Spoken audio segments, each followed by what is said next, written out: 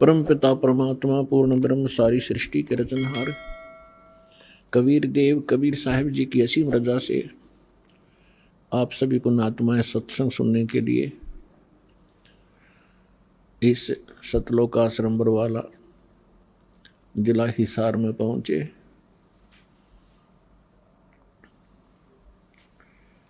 पुण्यात्माओं, आप बच्चे हो, आपको इस प्रोसेस का पता नहीं। ये दास इस मार्ग का मास्टर बना दिया भगवान ने। दास आपको देख रहा है कि आपके अंदर कितनी रुचि भगवान की बढ़ रही है, और दास को ये भी पता है कि परमात्मा आपके ऊपर कैसे रजा बख्श रहे हैं। दास को ये भी मालूम है कि आप आम आत्मा नहीं हैं। आम आत्मा तो वो हैं जो दूर बैठे निंदा कर रहे हैं, अन्य नकली संतों के पास फंसे पड़े हैं, या अन्य योनियों में प्राणियों में के शरीरों में कष्ट उठा रहे हैं, या ऐसे किसी अक्षेत्र में किसी देश में जन्मे हैं जहाँ नास्तिकवाद ही प्रधान है, तो वो आम आत्मा है, साधारण सामान्य जीव है। दुर्भाग्य उन प्राणियों का। आप जी को यहाँ बार बार क्यों बुलाया जाता है?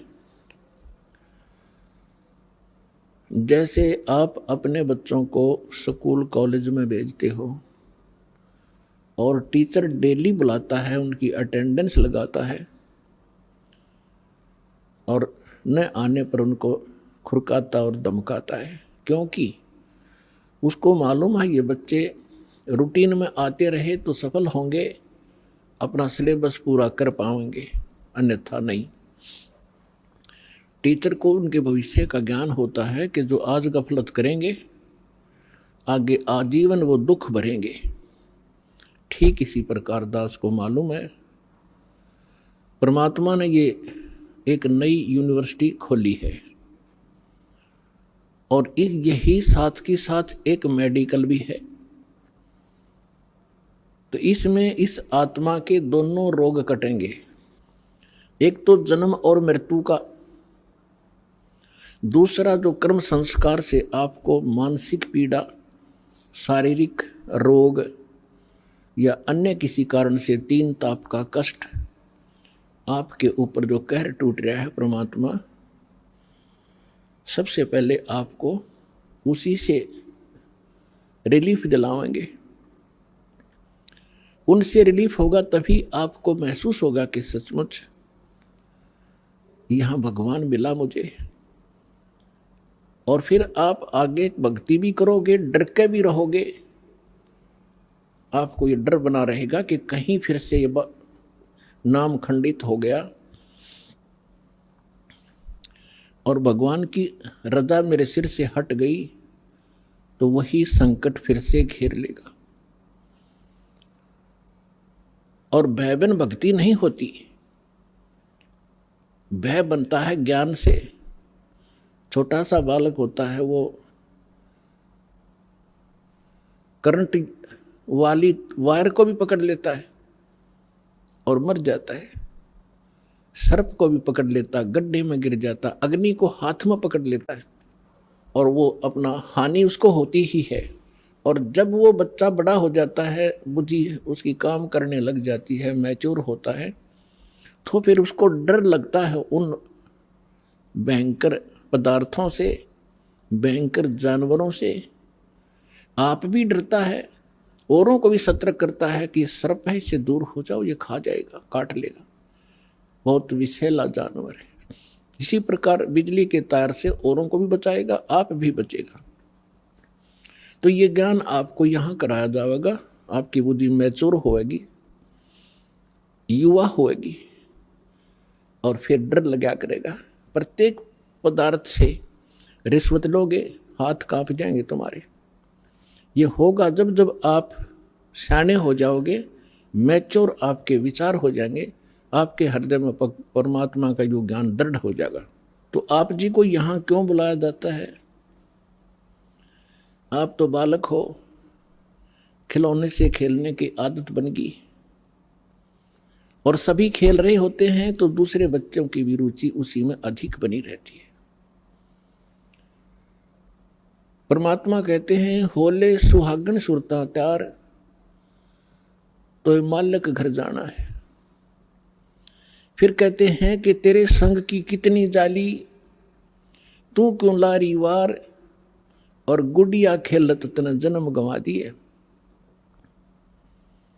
लाया नहीं विचार। गुड़िया खेलत यानी खिलौने से खेलते हुए इतना सारा जीवन नष्ट कर दिया। ये भी सोच के तूने अपने घर ससुराल भी जाना है और तेरे साथ की और भी बहुत जा चुकी हैं, तूने भी जाना ही होगा, इसलिए वहां जाने से पहले अपनी तैयारी कर।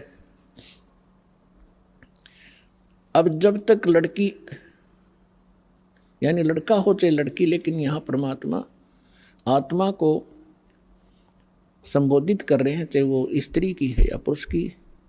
ये कौर कौर में ऊपर के चोले मंत्र है, अंदर मटेरियल एक जैसा है।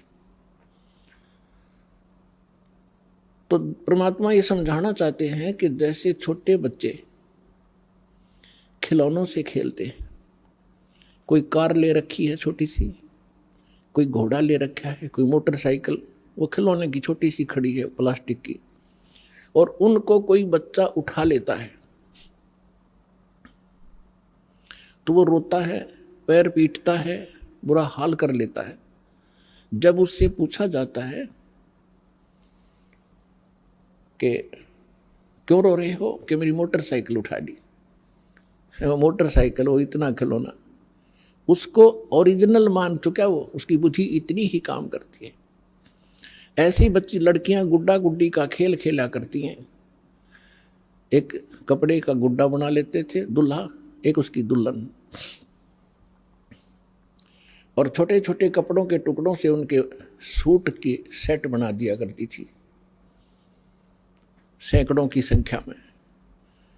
और फिर उस इतने से कपड़े को जो उसने मोड़ तोड़ कर एक सूट का रूप बनाकर रखा हुआ था, अपनी गठड़ी बांध रखी थी, बक्से में रखी छोटे से, उसमें से उसके एक कपड़े ने कोई उठा ले, टुकड़े ने गिनती करती थी। पहले दास ने देखी, छोटे छोटे, जो शिक्षा का इतना था नहीं, बच्चे इसी खेल से खेला करती बेटी बहनें, तो वो रोया करती थी। फिर उससे पूछते थे क्यों रो रही है, कि मेरी तिल, मेरा एक सूट गायब हो गया, मेरा ने किसी ने उठा लिया। इतना चीथड़ा था, कतरन थी एक। अब दुल्हा दुल्हन का खेल खेला करती थी, ये दुल्हा या दुल्हन। अब जब वो लड़की बड़ी होती है तब उसको पता चलता है वास्तविक दुल्हा और दुल्हन का। जब वो बड़ी हो जाती है फिर वो खेल नहीं खेल सकती जो पहले खेला करती, छोटे छोटे गुड्डा और गुड्डी के खेल को, कभी उसकी रुचि ही नहीं बन सकती। तो इसी प्रकार आप जी जो आज तक खेल खेल रहे थे, संतानों उत्पत्ति, संपत्ति को संग्रह करना, बच्चों का विवाह करना, पढ़ाना, शिक्षा ग्रहण कराना, फिर इनका विवाह कर देना, फिर इनके संतान की कामना करना, संतान हो जावे, फिर हम वृद्ध हो गए, मृत्यु के निकट आ गए, हम बेशक मर जावा, नो प्रॉब्लम। हमने ये सोच रखा था कि सुना सुनाया जैसे हम सुनते थे कि हमारा मनुष्य जीवन का काम पूरा होया। मनुष्य जीवन का तो शुरू भी ना कराया आपने, ये तो एक जनसाधारण का काम करा दो। और जो आपको मिलना था, कई हमने देखे पहले जब ज्ञान नहीं था, बुढ़े बुजुर्ग बैठ कर बतलाया करते थे और कहा करते थे, भाई जैसे कोई बाहर का आ जाता था अतिथि, उससे कुशल मंगल पूछा करते थे, फिर संतान पूछा करते थे। वो बताता था कि 2 लड़के 2 लड़की, परमात्मा की दया से 2 लड़के हुए, 2 लड़की हुई, उनका विवाह कर दिया, उनका भी देवता ज्योति होगी, पोते पोती होगी, मेरा काम पूरा होया, भगवान बेशक ठाले।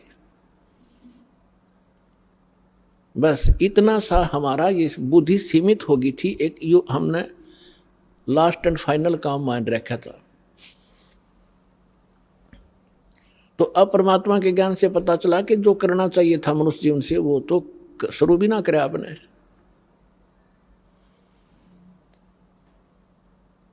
तो पुण्यात्माओं, आपको यहां बुलाकर ये ज्ञान दिया जाता है कि आप उस मनुष्य जीवन के मूल कर्तव्य को भूल चुके हो और किसी में पिछले पुण्य कर्मों के संस्कारवश प्रेरणा है तो आप साधना गलत कर रहे हो, वो भी व्यर्थ है। शास्त्र विधि को त्याग का मनमाना जो आचरण करते हैं वो भी गलत है। गीता अध्याय नंबर 16 के श्लोक नंबर 23 और 24 में इसका प्रत्यक्ष प्रमाण है। तो शास्त्र अनुकूल साधना कौन सी होगी? गीता अध्याय नंबर 4 के श्लोक नंबर 32 और 34 में स्पष्ट कर दिया है। और 25 से लेकर 30 तक चौथे अध्याय में यह भी कहा है कि सब अपनी अपनी कोई ऐसी साधना करता है, कोई ऐसी करता है, कोई ऐसी करता है। ये सभी अपनी साधनाओं को पापनाशक जानते हैं। पापनाशक मीन मोक्षदायक। पापनाश होंगे तभी तो मुक्ति होगी, नहीं तो कर्मा के संस्कार में हम फंसे रहते हैं। तो गीता अध्याय नंबर 4 के श्लोक नंबर 32 में कहा है कि परमात्मा स्वयं आकर के अपने मुख कमल से एक विशेष जानकारी विस्तार से देता है। उसको सच्चिदानंद घन ब्रह्म की वाणी कहा जाता है, कबीर वाणी। वो तत्व ज्ञान है, उसको जानने के बाद फिर सर्व पापों से मुक्त हो जाता है। उस तत्व ज्ञान को मैं नहीं जानता गीता ज्ञानदाता कहता है। तत्वदर्शी संतों के पास जाकर समझ, उनको दंडवत प्रणाम करने से, कपट छोड़कर सरलतापूर्वक प्रश्न करने से वो परमात्म तत्व के जानने वाले तत्वदर्शी संत तुझे उस तत्व ज्ञान का उपदेश करेंगे। 15वें अध्याय के प्रथम मंत्र में गीता जी में उसका पहचान बताई है कि जो उल्टे लटके हुए संसार रूपी वृक्ष के सभी छंद बता देगा, सभी विभाग बता देगा, वो तत्वदर्शी संत है, स वेदवित। तो इससे सिद्ध है कि जो जब तक वो तत्वदर्शी संत जिन ऋषि महर्षि या साधकों को नहीं मिला, उन्होंने जो साधना की वो शास्त्र विधि त्याग कर मनमाना आचरण किया, और जिस कारण से उनको न तो परमात्मा प्राप्ति हुई और ना उनका कोई स्थायी स्थान प्राप्त हुआ। वो शाश्वत स्थान उनको नहीं मिल पाया। यहाँ का अंतिम लोक, अंतिम मोक्ष स्थल ब्रह्मलोक है, और ब्रह्मलोक में गए हुए प्राणी भी जन्म मृत्यु में रहते हैं। गीता अध्याय नंबर 8 के श्लोक नंबर 16 में इसका प्रमाण है। तो पुण्यात्माओं, ये वो एक नई यूनिवर्सिटी और जिसमें प्रथम कक्षा से लेकर अंतिम पढ़ाई यहीं पढ़ाई जाएगी, और यही प्राथमिक चिकित्सा से लेकर अंतिम ऑपरेशन तक की यहीं किया आपका जाएगा, यानी अध्यात्म तरीके से। आप जी को यहाँ क्यों बुलाया जाता है आपको पता नहीं, आप तो बच्चे हो। आपको यहाँ बुलाने से आपको 5 यज्ञों का लाभ दिलाया जाता है। पुण्यात्माओं, एक जैसे किसान खेत में बीज बोता है, खेत भी संवार दिया और बीज भी ओरिजिनल हो, यानी गेहूं का बोआ है तो गेहूं का ही हो, और गेहूं का भी अच्छा बीज हो, मरे हुए दाने ना हो। बीज बीजने के बाद फिर उसमें और भी बहुत ऐसा प्रोसीजर है जो अनिवार्य है। समय आने पर उसकी सिंचाई, उसमें फिर खाद डालना, उसके अंदर से घास निकालना और उसकी सुरक्षा रखना, तो तब जाकर के वो फसल परिपक्व होती है, तब जाकर के वो 2 दाने घर पर प्राप्त करता है किसान। पहले खर्च करता है अपने घर से खूब आंखें मींच के। जिस किसान के पास खुद अपने घर पर पैसा नहीं है, बीज भी नहीं है, उधार पैसे लेता है, बीज लाता है कि खेत में बीजता है, खाद भी अपना लोन लेकर डाल रहा है, उसको मालूम है कि आज मैं जो खर्च कर रहा हूँ, उधार भी लेकर कर रहा हूँ, एक दिन वारे न्यारे कर देगा यह फसल अगर परिपक्व होगी। ठीक इसी प्रकार आप जी को वो स्थान मिला है जहाँ दान करना चाहिए। आप जी को वो मंत्र मिला है जिसका जाप करना चाहिए। इस प्रकार आपको तत्वदर्शी संत मिला है। अब परमात्मा कहते हैं समझा है तो सिर धर पाऊं और बहुर नहीं रे ऐसा दाव। यदि तेरे समझ में आ गया मनुष्य जीवन फिर मिलेगा नहीं। यदि मनुष्य जीवन मिल गया तो तत्वदर्शी संत नहीं मिलेगा, और तत्वदर्शी संत नहीं मिला तो ये मनुष्य का जीवन और पशु का जीवन में कतई अंतर नहीं। और आपको पता लग गया है कि सचमुच अब ये दाव लगे आपका, तो यहां कहते हैं समझा है तो सिर धर पाओ, सिर पर पांव रखना, इतना स्पीड से दौड़ना जैसे कोई पीछे घोर संकट आ रहा हो, उससे बचने के लिए भागा जाता है। समझा है तो सिर धर पाओ कि कमर कस ले। अब अगरम मगरम छोड़ दे, बकवाद नहीं चलेगी इस मार्ग में। समझा है तो सिर धर पाओ, बहुर नहीं रे ऐसा दाव। ये आपका दाव लगा है मनुष्य जीवन, और ये प्राइम टाइम बिचली पीढ़ी का समय। अब कसर ना छोड़ना इसमें।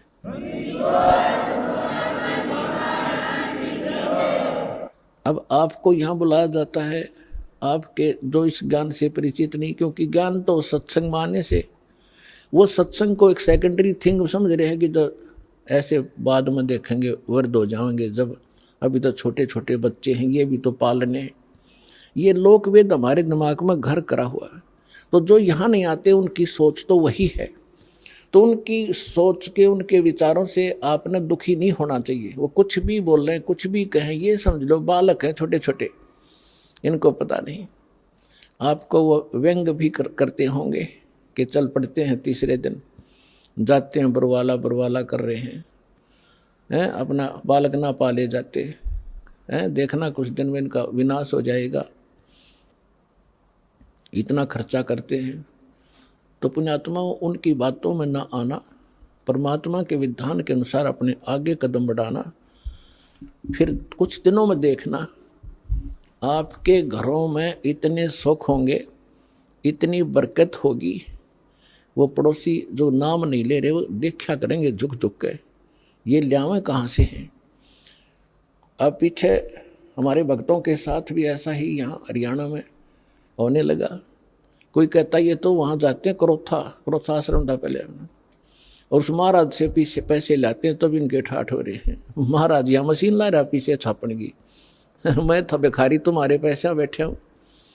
तो दास का प्रोसेस परमात्मा का वो मार्ग है जिससे ये प्रफुल्लित होंगे।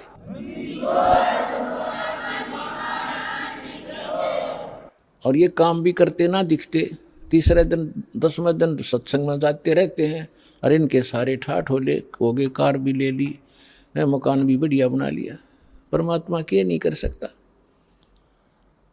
अपने आत्मा विचार करना, अपना भगवान इतने सुना था, देखा नहीं था, और भगवान के गुण आपने सुने थे, प्राप्त नहीं हुए थे। आपको यहाँ कदम कदम पर महसूस होगा यहाँ भगवान है, परमात्मा ये काम करया करे, राज होने लग रहे हैं आपके घरों पर। तो आप जी को यहाँ बुला कर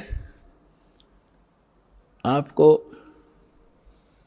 यहाँ अमृत पिलाया जाता है, आपकी आत्मा को स्वस्थ बनाया जाता है। जैसे छोटा सा बालक होता है, लड़का या लड़की, गली में बच्चों के साथ खेल रहा होता है, और वो तो इतना मस्त हो जाता है बच्चों में, उसने खाने पीने की भी परवाह नहीं होती। फिर माँ जाती है कि काफ़ी देर होगी मेरे बच्चे ने आया नहीं, ना खाना खा गया ना दूध पी के गया। वह गली में जाती है, उसको कहती है तू आजा, खाना खा ले, दूध पी ले। वो नहीं आता है, वो तो बहुत मस्त है खेलने में। उसको उठा कर लाती है, उसका हाथ पैर मुँह धो के उसको दूध पिलाती है, और वो दूध पीता पीता भी नहीं सोचता है कि एक बार छोड़ दे माँ फिर भागूँ मैं, लेकिन वो नहीं छोड़ती है, उसको पेट भर के और फिर छोड़ देती है कि ले तू खेल। तो इसी प्रकार आपको यहाँ बुलाया जाता है, ये आत्मा का आहार आपकी आत्मा को यहाँ खिलाया और पिलाया जाता है, फिर आपको छोड़ दिया जाता है कि जाओ खेल आओ तुम, और फिर आ जाइए थोड़ी अगले महीने। अब उस बच्चे को मालूम नहीं कि माँ इतना क्यों संघर्ष कर रही है। माँ को मालूम है ये अच्छा दूध पीवेगा जल्दी बेटी या बेटा, स्वस्थ रहेगा और जल्दी युवा हो जाएगा। तो दास का यही प्रयत्न समझना, परमात्मा और गुरु एक ही समझना चाहिए। और उनके अंदर ये गुण होते हैं, तुमेव माता च पिता तुमेव, तुमेव बंधु च सखा तुमेव, तुमेव विद्या च द्रविण तुमेव, तुमेव सर्व मम देव देव। माँ के गुण भी है भगवान में। तो इस प्रकार ये आत्मा के माता पिता हैं, शरीर के माता पिता अन्य होते हैं। तो पुण्यात्माओं, सौभाग्य आपका, आप जिस को ये स्थान प्राप्त हुआ और आपको वो भगवान का यथार्थ मंत्र प्राप्त हुआ जिससे मोक्ष संभव है। सत्संग में बताया जाता है, कबीर थोड़ा जीवना ये मंडे बहुत मुंडाने, सब ही उबा पंथ सिर राव रंग सुल्तान। परमात्मा कहते हैं थोड़ा सा तो जीवन है, और इसका ये भी ना मालूम जो है कितने दिन का।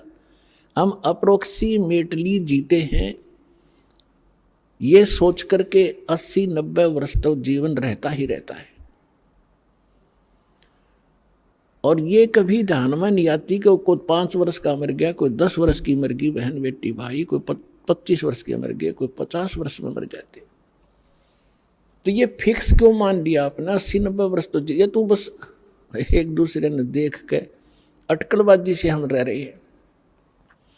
इसके विषय में परमात्मा कहते हैं, अपने ऊपर उदाहरण देते हैं, साथी हमारे चले गए हम भी चलन हारे, कोई कागज में बाकी रह रही तात लगी है वार। हम देखते हैं अपने साथ में रिश्तेदारों में वो जा रहे हैं और अपना भी नंबर आने वाला है, लेकिन हमारी कोई कागज में बाकी रह रही है। जिस दिन वो बाकी पूरी हो जाएगी फिर देखना आपकी भी टिकट कटेगी। कबीर थोड़ा जीवना और मंडे बहुत मुंडान।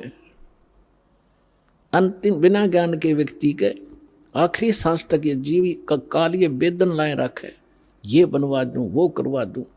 और बुढ़ापे में ज्यादा छिड़ा करेगा बीमारी, ना बालक माने ना उसकी बुद्धि ढंग से काम करे। बच्चों के बीच में बेमतलब वृद्ध आदमी टांग अड़ाए रखा करे, नो कर लो नाश करोगे तुम, फलाना ऐसे कर दिया। अब उस समय में जब बच्चे सियाने हो जाते हैं वो अपनी सूझबूझ से बहुत अच्छा ही करते हैं, और होना उनका वही है जो उनकी किस्मत में लिखा है। तो उससे परमात्मा कहते हैं कि रहना थोड़े से दिन है, और ना जाने कहाँ तक कि तू एस्टिमेट लगाए बैठे है, ये कर दूंगा वो कर दूंगा, कोठी बना दूंगा, 2 प्लाट ले लेता हूं। परमात्मा कहते हैं ये बिना ज्ञान के डले ढोरे हो तुम, 1 मिनट का भरोसा नहीं। और मुकदमे कर रहा जमीन पे, कौरव पांडव लड़का मर गए इसी पृथ्वी पे, या यही रहेगी, और वो सत्यानाश पर करवाएंगे। इन्हीं एकड़ जमीनों पर, इन किलों पर जो आज आप कब्जा करे बैठे हो, अरबों खरबों पुरानी मर गए, इनको अपना मान के। काया तेरी है नहीं ये माया कहाँ से हो, चरण कमल में ध्यान रखो भाई इन दोनों को खो। ना काया तेरी तो माया कहाँ से होगी जिसको ठीक है चिपका बैठा। उसके लिए परमात्मा कहते हैं भगवान के चरणों का चिपका रहे, भक्ति करता रहे। और जब तक यहाँ रहे इसको समझ ले एक रेस्टोरेंट है, और जैसा भी रेस्टोरेंट तुझे तेरे भाग में मिला है उसमें सब्र कर, संतोष कर, अपना टाइम पास कर। जो उद्देश्य लेकर तुम उस रेस्टोरेंट यानी धर्मशाला में कोई कमरा बुक करा कर रह रहा है, उसका उद्देश्य क्या था, वो उद्देश्य यहाँ बताया जाता है। ये तन सराय धर्मशाला है, ये तन सराय में जीव मुसाफिर करता रहे दिमाग रे, रात बसेरा कर ले डेरा चले सुबेरा त्याग रे। इस संसार रूपी शहर में और इस शरीर रूपी एक धर्मशाला आपको जो कमरा मिला हुआ है, ये किस लिए लिया आपने? आप यहाँ कोई व्यवसाय करने आए थे। राम नाम निज सार है, राम नाम निज मूल, राम नाम सौदा करो, राम नाम ना भूले। हम ये सौदा करने आए थे राम नाम का, और वो हम भूल गए इस सराय में और बकवाद करने लग गए। कोठी बना लूं, बंगला बना लूं, घुट्टी ला लूं, डीजे बजा लूं। ये कोरी बकवाद है। एक जो विद्यार्थी अपने विद्या ग्रहण ना करके शराब पीवे, सिनेमा देखे और सैर सपट्टे को घूमता रहे, तो वो उसके लिए हानिकारक है। इसी प्रकार मानव शरीर प्राप्त प्राणी एक विद्यार्थी है, और विद्यार्थी को अपना वही कार्य करना चाहिए जो उसका होता है। हम उसको भूल गए और काम बकवादों में लगे हुए हैं, तो जिस कारण से हमने अपने असंख्य जन्म नाश कर दिए। तो पुण्यात्माओं, आपका सौभाग्य है कि आपको ये मार्ग मिला, ये ज्ञान मिल रहा है, और ये ज्ञान ऐसा है आपकी आत्मा को झंझोड़ कर धर देगा, क्योंकि इसमें दोनों गुण हैं। एक तो आपके पाप नाश होंगे इस अमृतवाणी से, जो दास के मुख से जो बोला जा रहा है, चाहे वो टीवी के पर, चाहे कोई सीडी कैसेट में, इसका प्रभाव आप पर विशेष होगा। और यही वाणी आपने सुनते कबीर पंथियान और फलाना नकरा कितने को बरस हो गए, किसे कसर नहीं। सत्संग में बैठे तो ना डलाए जाएंगे, हंसे या जाते हुए कर्म करेंगे जो ना करने चाहिए, क्यों उनका असर उनका हो ही नहीं सकता, वो अधिकारी नहीं है। एक राजा की रानी ने गुरु दीक्षा ले रखी थी। राजा इसका विरोधी था कि ये गुरु गर्व ऐसे होते हैं, औरतों को बहकाए रखते हैं, इनसे पैसे ऐंठते रहते हैं। तो वो इस बात के पक्ष में नहीं था, लेकिन अपनी धर्मपत्नी के सामने वो घना विरोध भी नहीं कर पाता था। बार बार यही कहता था कि क्या रखा है गुरु बनाने में, भक्ति यहां कर लिया करो। तो वो कहने लगी, जी मैं तो घना उत्तर जानती नहीं, आप गुरु जी के पास चलो, एक बार उनसे पूछ लो। उसने कुछ दिन के बाद सोचा, चल इसके गुरु जी ने कह दूं, इसके सामने सुना दूंगा दो चार, फिर तो इसका मन हटेगा कुछ। चला गया गुरु जी से ने। गुरु जी के पास जाते ही, वो तो संत तो ये कहते हैं बच्चा भक्ति करो, परमात्मा का नाम लिया करो। तो उसने, राजा ने प्रश्न किया कि क्या गुरु बनाना घना जरूरी है? महाराज जी, भक्ति तो घर भी हो सकती है।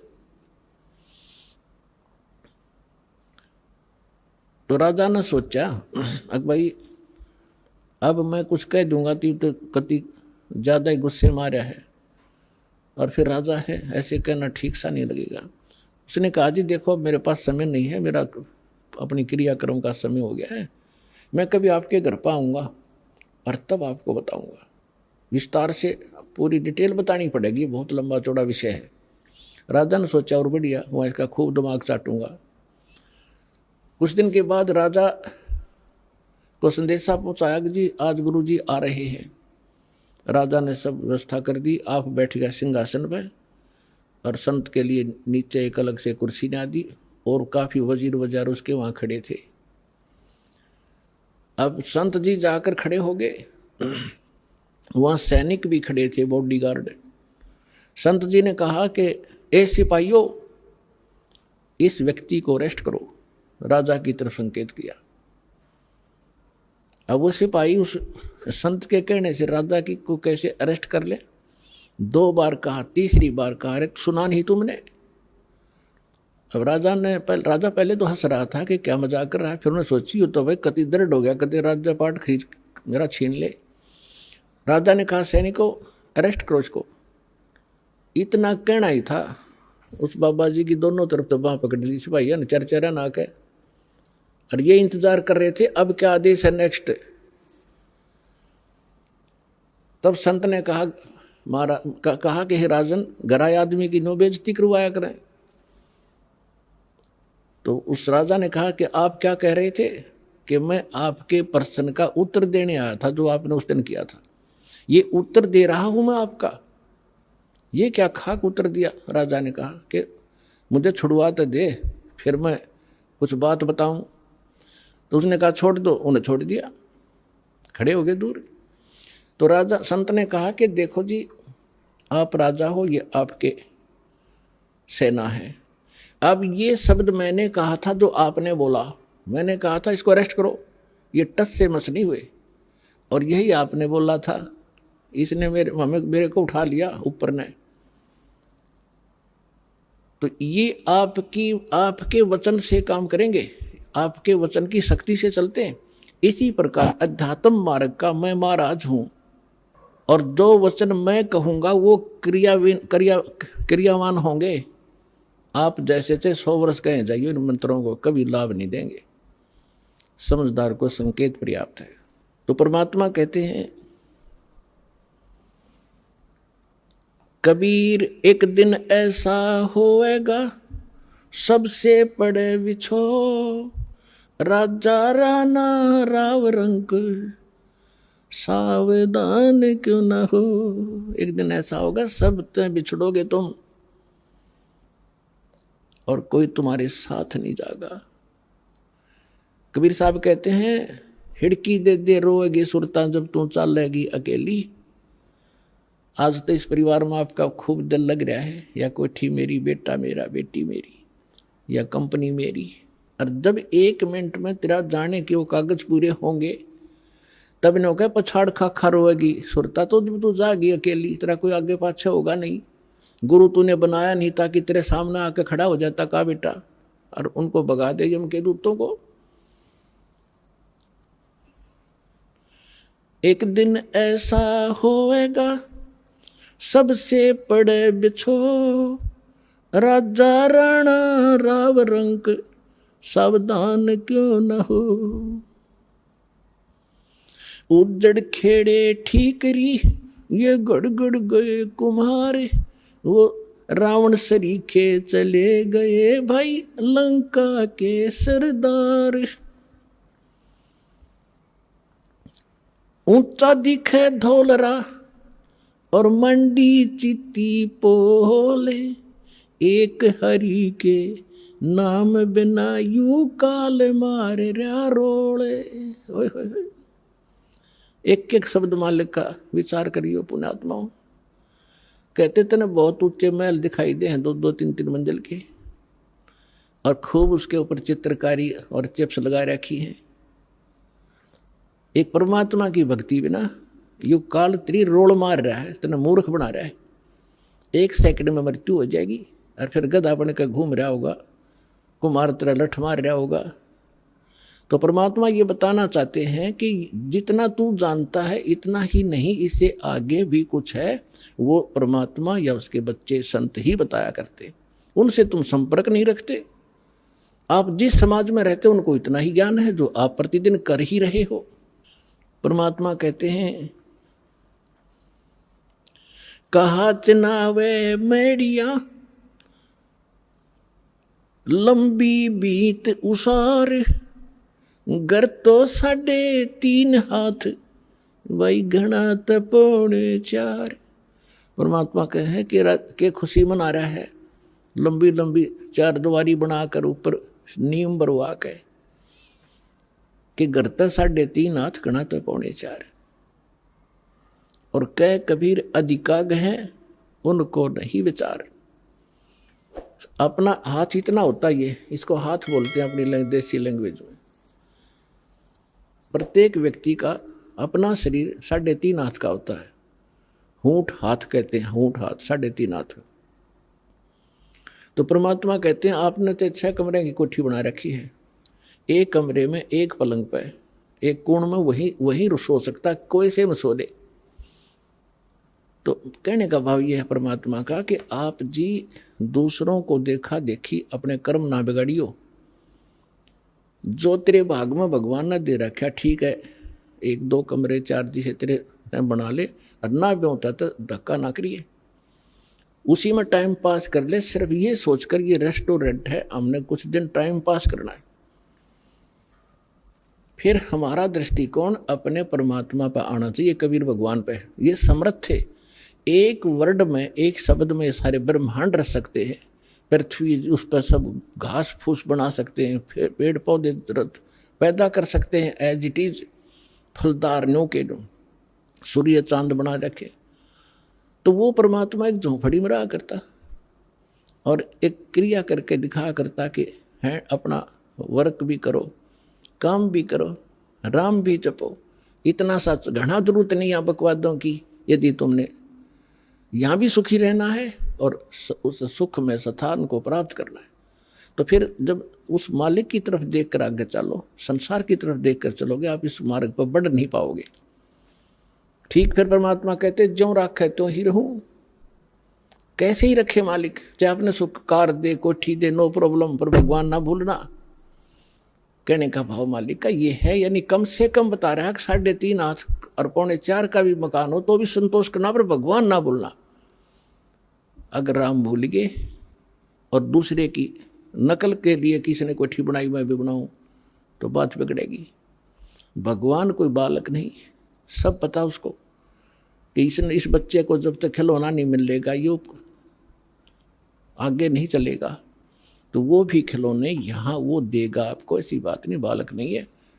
अपने बच्चे को कोई रोता नहीं देख सकता। और समर्थ धनी पिता तक कदे ना देखे, तो आप धनी पिता की संतान होगे हुई उस कबीर भगवान की।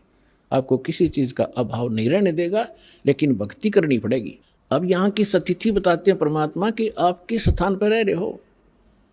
साथी हमारे चले गए, हम भी चालन हारे, कोई कागज में बाकी रह रही, तात लगी है वारे। पतझड़ आवत देख कर बन रोवे मन माही, वो ऊंची टहनी पात थे, आज पीले हो जाही। पात जड़नता यूं कहे, सुन भई तरवर राय, अब के बिछुड़े नहीं मिले, न जाने कहाँ गिरेंगे जाए। तरवर कहता पात से, सुनो पात एक बात, यहाँ की यह रीति है, एक आवत एक जात। परमात्मा एक उदाहरण दे रहे हमारे लिए। क्या बता रहे हैं कि जैसे संसार रूपी वन में और एक परिवार रूपी पेड़ लगा हुआ है, पतझड़ आती है, जब उनका पत्ते झड़ने का समय आता है, उस समय परमात्मा कह रहे हैं कि पहले हरा भरा था वो वन, अब मन में रो रहा है कि कोई पत्ता नजर नहीं आ रहा, पीले होकर गिर रहे हैं। और फिर क्या बताते हैं, पतझड़ के अंदर पुराने पत्ते टूट टूट कर पीले होकर गिर जाते हैं। कोई गंदे नाले में गिरता है, कोई पशुओं के पैरों के नीचे काटा जाता है, या कोई इकट्ठा करके फूंक दिया जाता है। उसकी तुरंत बाद छोटी छोटी कोपल फूट आती है और फिर वो पत्ते बनकर फड़फड़ाने लग जाते हैं। 1 साल वो फड़फड़ा लेते हैं और फिर उनकी वही दशा होती है, फिर नई कोपल आ जाती है। तो परमात्मा समझाना चाहते हैं कि आज जो हमारे जैसे बूढ़े हो गए, ये पीले हो गए, हम सफ़ेद बाल साफ दिखाई दे रहे हैं, जान का टाइम आ लिया, और अब भी बकवाद ना छुटे तो फिर वो मूर्ख आदमी है। और तुरंत ही दादा की मरण का टाइम हो गया, पोते तैयार हो लिए, 50-60 साल वो पोते नाच कूद लेंगे, फिर उनकी वह दशा होगी। तो परमात्मा कहते तुम रह कहाँ रहे हो, कदे बुद्धि से काम लिया, और लिया तो कोई विकल्प नहीं था। आज आपके सामने विकल्प है इसका कि ये काम करके आप इसको सदा के लिए समाप्त कर सकते हो। परमात्मा समझा रहे हैं कि पतझड़ आवत देखकर बन रोवे मन माही, ये ऊंची टहनी पात थे, ये पीले हो जाए। पात झड़नता यूं कहे, सुन भई तरवर राय, अब के बिछुड़े नहीं मिले, ना जाने कहाँ गिरेंगे जाए। अब जैसे कोई व्यक्ति को पता लग जाता है कैंसर होगी, डॉक्टर ने बता दिया कि अब 10 दिन का मेहमान है, सभी रिश्तेदार इकट्ठे होने शुरू हो जाते हैं, कुल के लोग भी हाजिरी लगाना शुरू कर देते हैं। और वो कहता है, उसको उस समय महसूस होता है कि जिस परिवार में मैं रहा था इसमें रह नहीं पाऊंगा, जाना पड़ेगा। तो वो अपने आप कहता है, भगवान अब क्या होगा मेरा, ना जाने कहाँ जाऊंगा। तो कुल के लोग सांत्वना देते हैं, भाई चिंता ना करें, यहाँ तो सबके साथ ऐसी ही बनती है, कोई पहले मर गया कोई पीछे मर गया, ये तो सबने ही जाना है। तो यहाँ की एक रीति है, और ऐसी सांत्वना हम देकर उसको संतोष देते हैं, और अपनी चिंता फिर नहीं रहती। हम सोचें इसको कुछ सांत्वना दें, यो ठीक ठाक मर गया। तो यही उदाहरण दे रहे हैं परमात्मा के पात जड़नता यूं कहे। एक परिवार से निकल कर जाने वाला जो व्यक्ति मरने वाला कह रहा हो, सुन भई तरवर राय, अब के बिछुड़े नहीं मिलेंगे तेरे तय, ना जाने कहाँ गिरेंगे जाए, ना जाने कुत्ते बनेंगे गधे बनेंगे, पता नहीं कहाँ दुर्गति होगी। अब तरवर कहता पात से सुनो पात एक बात, यहाँ की यह एक रिवाज है, परंपरा है, रीति है। एक आवे पोता आ गया, दादा की टिकट कट गई, एक आवे एक दात, यहाँ यह चिंता तो करा मत, ये तो होगा। अब इसका विकल्प बताते हैं परमात्मा, अगम निगम को खोज ले, बुद्धि विवेक विचार, उदय अस्त का राज मिले, तो बिन नाम बेगारे। पूरी पृथ्वी का राजा यदि ये सत साधना नहीं कर रहा तो बेगार कर रहा है, बेगार, वो डड़े ढो रहा है। जब राजा डड़े ढो रहा तो आप अपने हिसाब लगा लो, एक जनसाधारण नागरिक राजा को तो सक्षम मानता है, समर्थ मानता है, उसके आगे भीख मांगता फिरता है। और परमात्मा कहते हैं वो भी डड़े ढो रहा है जो सत भक्ति नहीं करता। अब बेगार की डेफिनेशन बताऊंगा आपने, क्योंकि आप तो नई दुनिया में जन्मे हो, हम उस पुरानी दुनिया में जन्म कर नई से भी संबंधित हैं, इसलिए हमने पिछले भी सारे फार्मूले याद हैं और वर्तमान के भी। इसलिए दास आपको परमात्मा ने जो वाणी बोली वो पहले बोली थी, उसमें हमारे पुराने शब्द घने हैं जो आज के बच्चे उनको समझ नहीं सकते बेगार के चीज़ों से। तो इसलिए परमात्मा ने दास को ऐसे समय में यहाँ पटका ताकि मैं परमात्मा की वाणी को दास ठीक से समझ के उसके बच्चों को निर्णायक तरीके से समझा सकूं।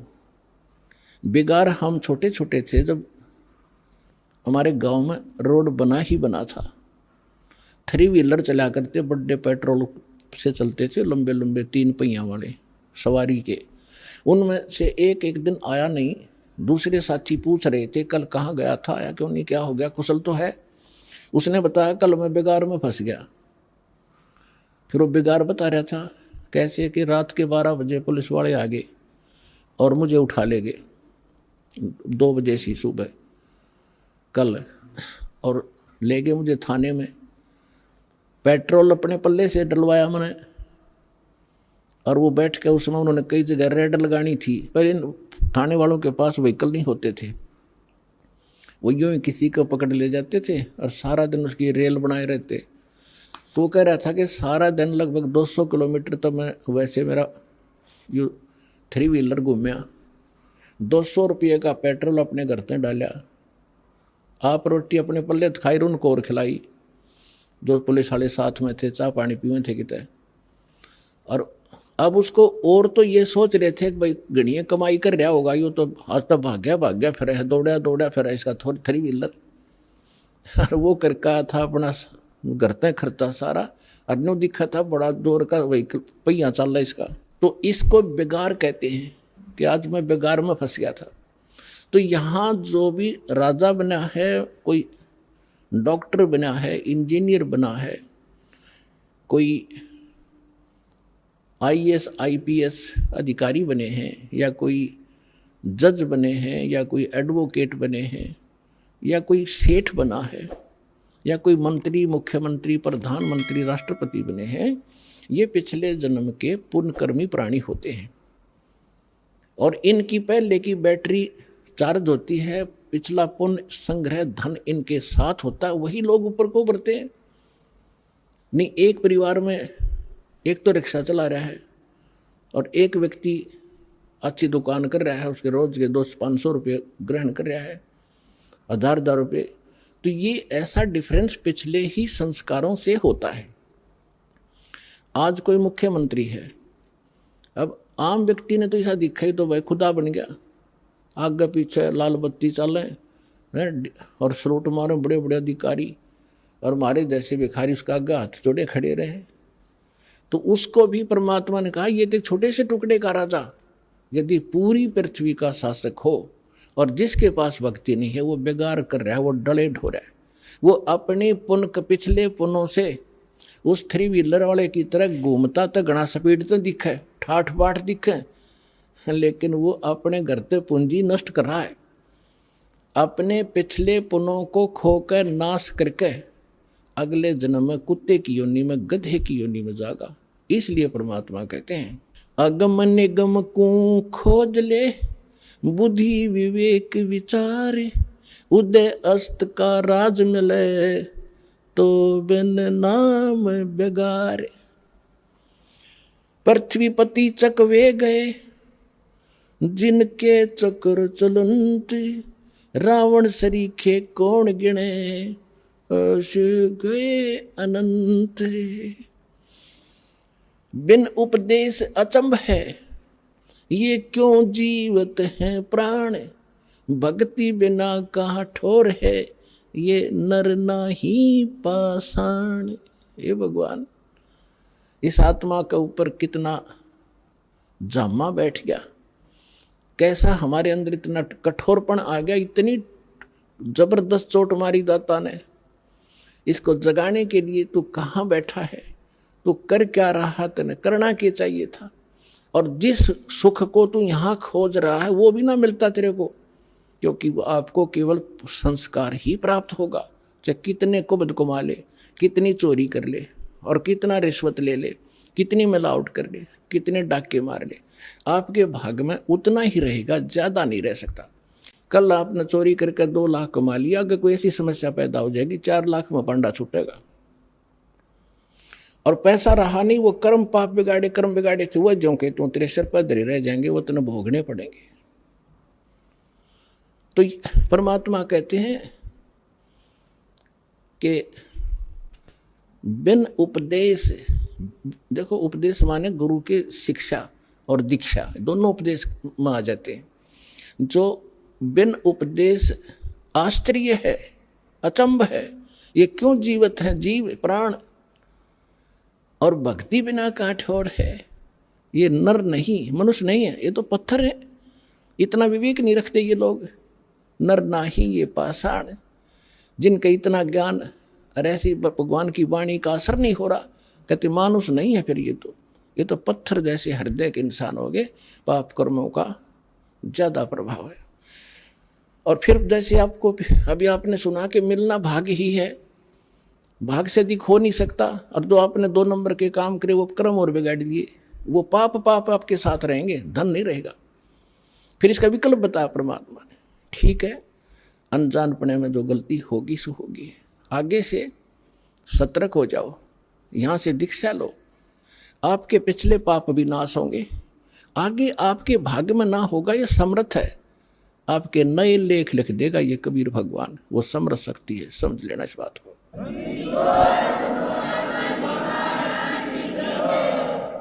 बिन उपदेश अचंभ है, क्यों जीवत है प्राण, भक्ति बिना काठोर है, ये नर नाही पाषाण।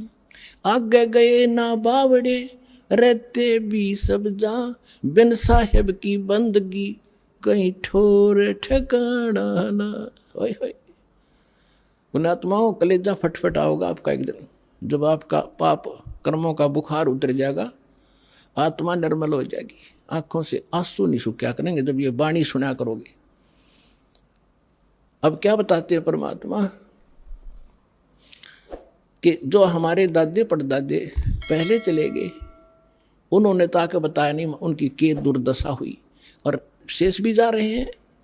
अब भगवान आके बताते हैं स्वयं, और फिर उस जिन संतों से वो मिलते हैं वो संत बताते हैं। तो क्या बताते हैं कि पहले चले गए वो तो वापस नहीं आपको बताने आए, और रहते भी सब जा रहे हैं, और बिन साहेब की बंदगी, बिना भगवान की भक्ति किधर ठोर ठिकाना। अब यहाँ समस्या और आती है, भगवान कौन है, साहेब कौन है।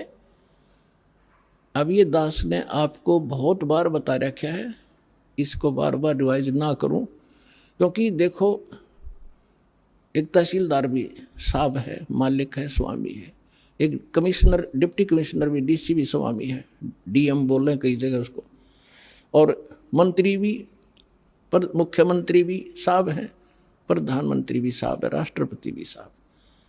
तो यहां कौन से साहब की तरफ संकेत किया गरीबदास जी ने? उनका कौन साहब था? अनंत कोट ब्रह्मांड का एक रुति नहीं बहार, सतगुरु पुरुष कबीर हैं ये कुल के सिरजनहार। हम सुल्तानी नानक तारे दादू को उपदेश दिया, जात जुलाहा वेद न पाया वो काशी में कबीर हुआ। यानी ये भगवान भी बता दिया है वो साहेब कौन सा जिसकी भक्ति करनी चाहिए। ये वो परमात्मा है जो काशी में धानक जुलाहे रूप में कबीर रूप से नाम से आए थे। ये अनंत कोट ब्रह्मांड का स्वामी ये है मेरा साहेब। तो यहां कहते हैं पहले गए आगे गए ना बावड़े, रहते भी सब जा, और बिन साहेब की बंदगी कहीं ठो ठिकाना ना। जैसे आज यहाँ प्रधानमंत्री बन गया, भक्ति की नहीं तो राजा का नेक्स्ट जीवन गधे से शुरू होता है।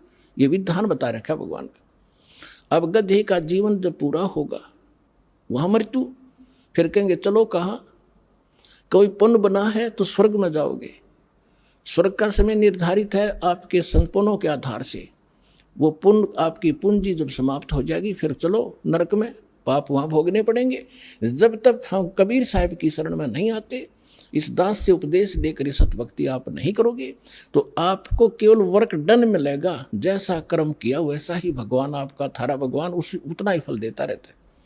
जिसको तुम भगवान मानते थे वो केवल इतना ही काम कर सकते हैं, जैसा कर्म वैसा ही फल। और ये परमात्मा आपके पाप नाश करेगा, ना भाग में होगा, और आपको आवश्यकता होगी नो नहीं बेमतलब डिमांड करोगे वो नहीं मिलेगा। एक विद्यार्थी जो आवश्यक वस्तु मांगता है पिता माता वही देते हैं, और वो मांगा मैंने बंदूक ला दे कि पागल है पिताजी, विद्यार्थी को गन ला के देगा तो ऐसी डिमांड करोगे फिर नहीं मिलेगी बाप को। हाँ जो आवश्यक होगी समर्थ पिता सब कुछ देगा अपने बच्चे को, हर पल पल पर सारी सुविधा देता है, तो आप समर्थ की शरण में आ गए हो।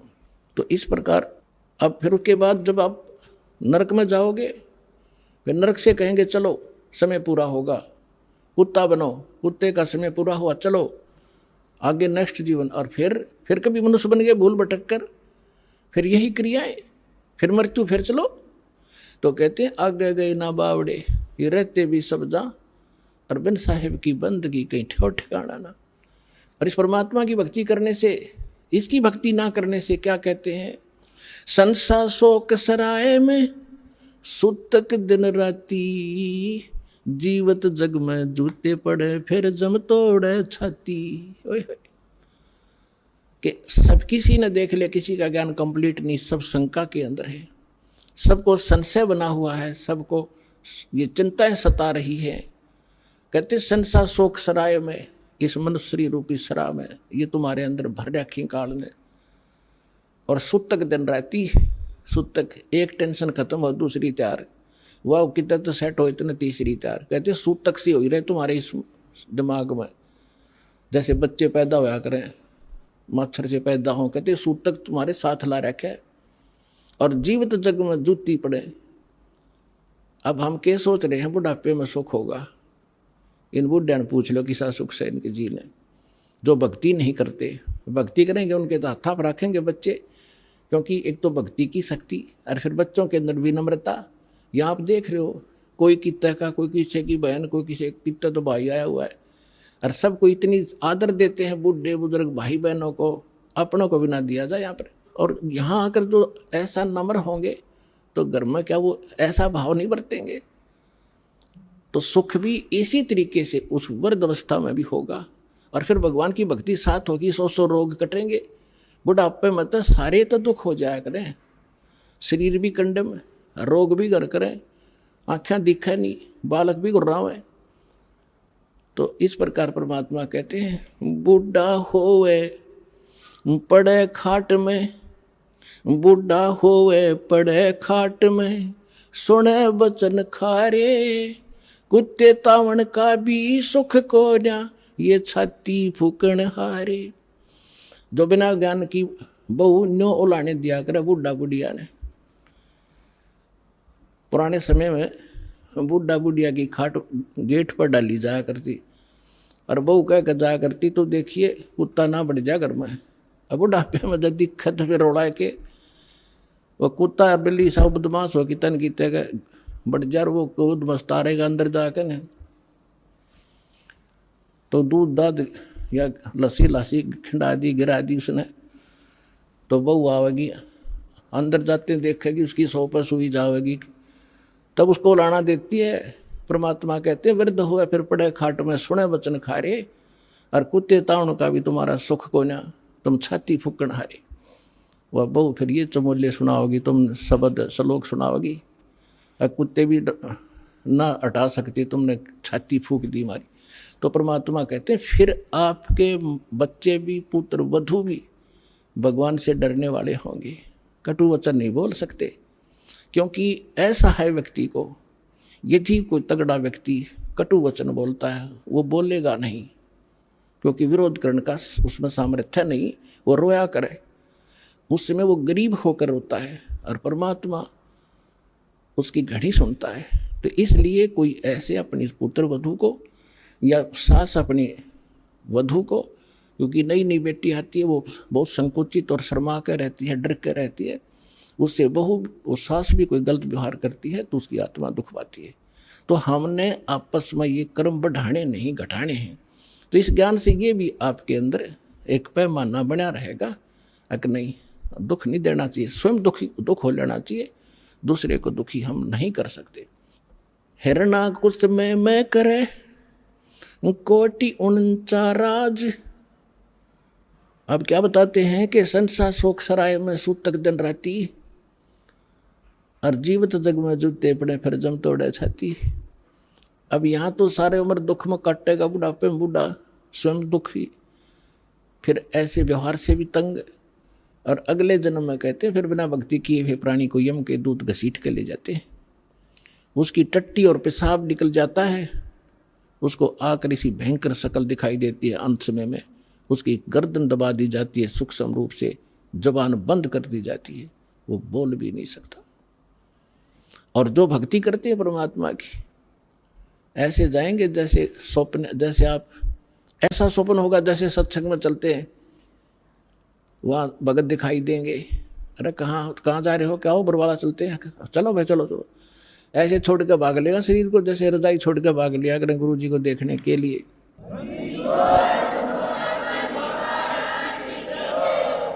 और फिर सतलोक में फिर ऊपर जाएंगे त्रिकुटी पे, सारे निकलते दिखाओगे यहाँ से गणेश के कमल में, फिर सावित्री ब्रह्मा वाले लोक में कमलों से होते हुए, फिर नाभि ब्रह्मा विष्णु जी और लक्ष्मी जी के लोक से होते हुए, सबका अकाउंट क्लियर करवा के फिर वो जैसे कोई जाते हैं ना कहीं पर नए स्थान पर, तो पीछे पीछे सारे उसका अनुसरण ही करते रहते हैं, यहाँ ये कर ले बता कर, ऐसा यहाँ कर, अच्छा यहाँ से कर दे, यहाँ जूते जमा करा दे, यहाँ जोत का सामान जमा करा दे। तो इस तरह वहाँ ऐसे कराते हुए त्रिकुटी में पहुँच जाओगे, वहाँ परमात्मा मिलेगा अपने इस दास के रूप में, और वहाँ फिर धर्मराज के दरबार में आपको क्लियर कराया जाएगा सतनाम के प्रथम मंत्र का, वहाँ अकाउंट क्लियर होगा।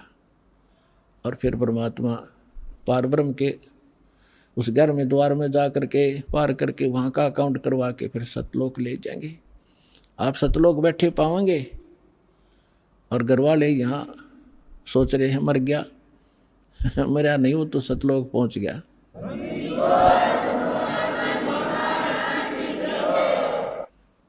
हिरणा कुछ में मैं करे, यहाँ की इस भौतिकवाद की कितनी इसके अंदर कमजोरी है, जिसको परामांडी पाके बैठे थे। कहते हिरण्यकशिपु ने पूरी पृथ्वी पर शासन बना लिया था अपना, और न्यू कहता मैं ही हूँ, मैं भगवान हूँ। हल्दी की गांठ प्राप्त करके 5-4 वर ले लिए ब्रह्मा जी से, सुबह मरूँ ना शाम मरूँ, दिन में मरूँ ना रात मरूँ, पशु से मरूँ ना पक्षी से मरूँ, मनुष्य से मरूँ ना फलाने से मरूँ। और फिर बस इससे अपने आप को मान बैठा, आई एम गॉड, मैं हूँ सब कुछ।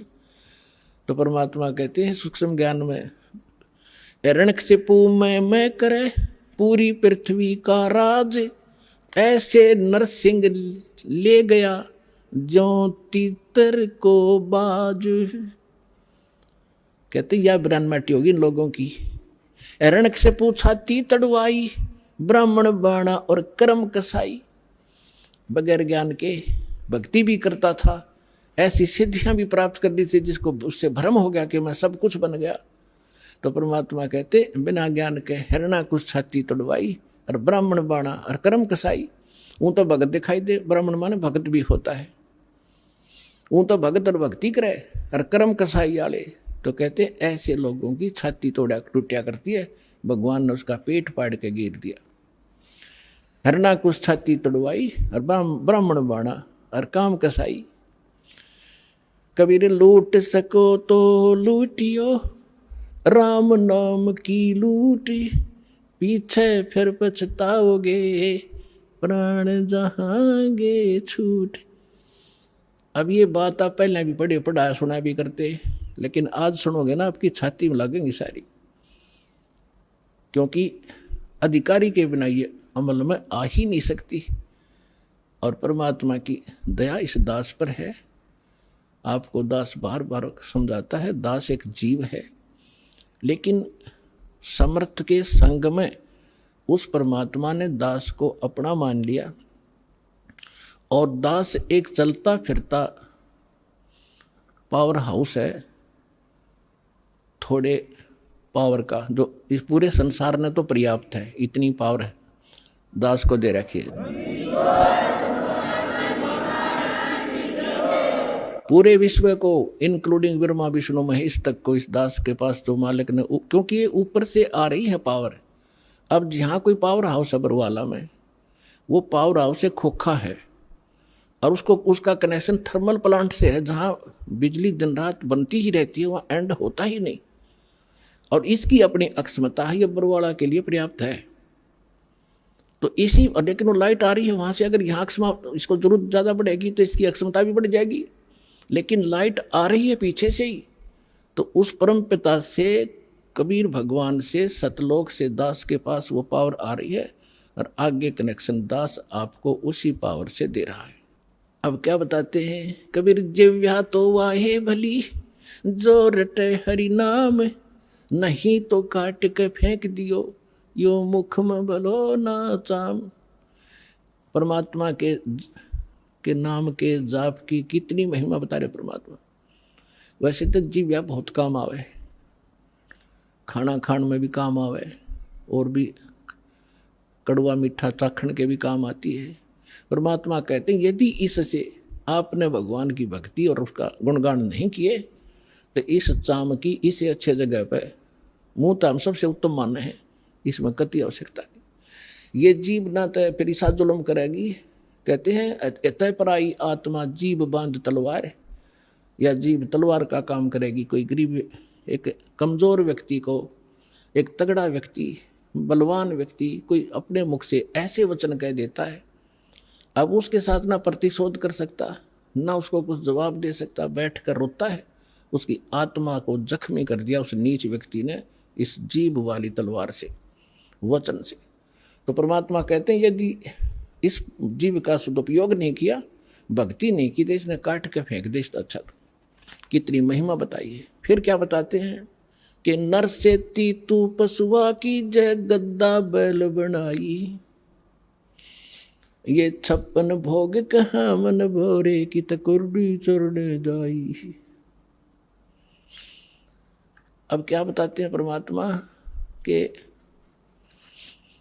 फिर पीछे तू पशुआ कीजे, दीजे बैल बनाए, 4 पहर जंगल में डोले तो ना पेट भराए, सर पर सींग दिए मन बोरे, धूम तो मच्छर उड़ावे, कंधे जुआ जोते कुआ, फिर कोंदों का उस खावे, फिर पीछे तू खर की जगह कुरडी चरने जावे, टूटी कमर पजावे, चढ़े तेरा कागा मां से गिलावे। पुणात्माओं, काल अभी आपने परमात्मा की वाणी सुनी थी कि ऊंचा दिखे धौलरा मकान और मंडी चित्ती पोल, एक भगवान के भजन बनायु काल मार रहा रोल। अब मनुष्य जीवन दिया है, जैसे विद्यार्थी हो तो माता पिता उसको पूरी सुविधा देंगे। वो निकम्मा वहाँ पढ़ता है ना पढ़ता है, वो उसके आगे बाद में रिजल्ट आएगा जब वो पास फेल होगा।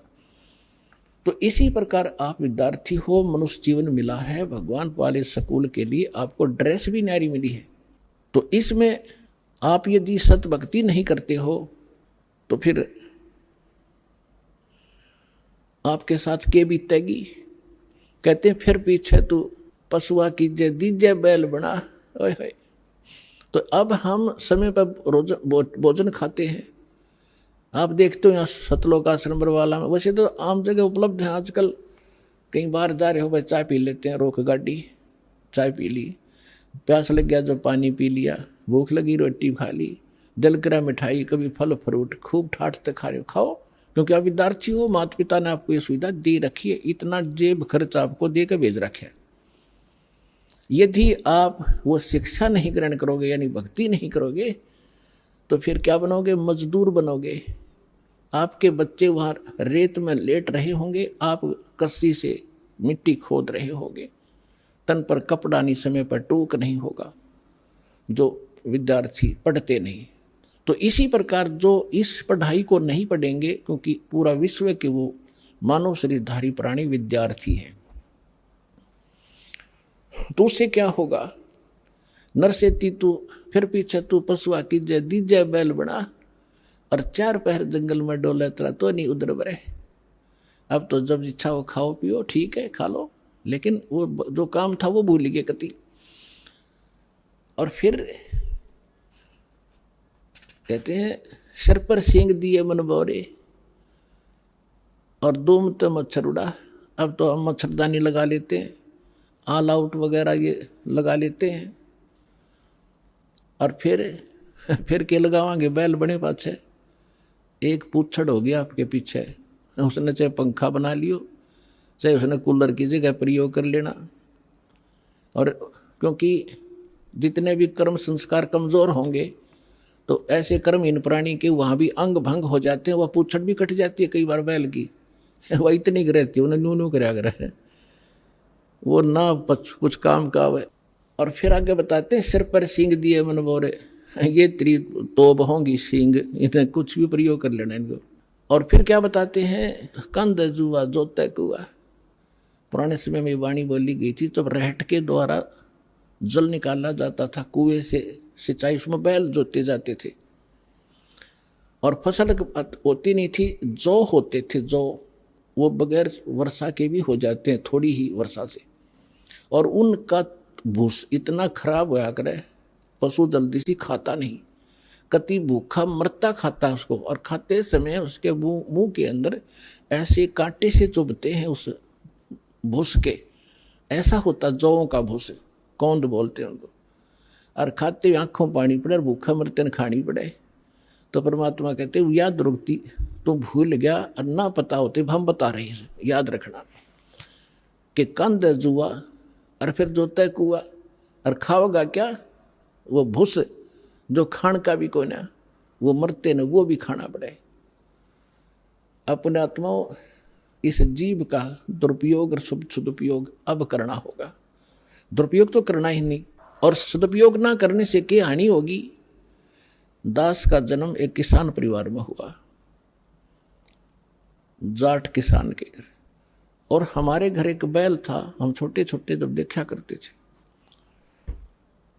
और आली सुबह सुबह बैलों को ले जा रहा था वक्त से, किसी ने कोई कील थी इतनी लंबी लोहे की चोबा, उसके ऊपर की कैप कट गई थी, वह रिजेक्ट करके गली में फेंक दी। वह बैल के खुर में पिछले खुरों के बीच में घुस गई।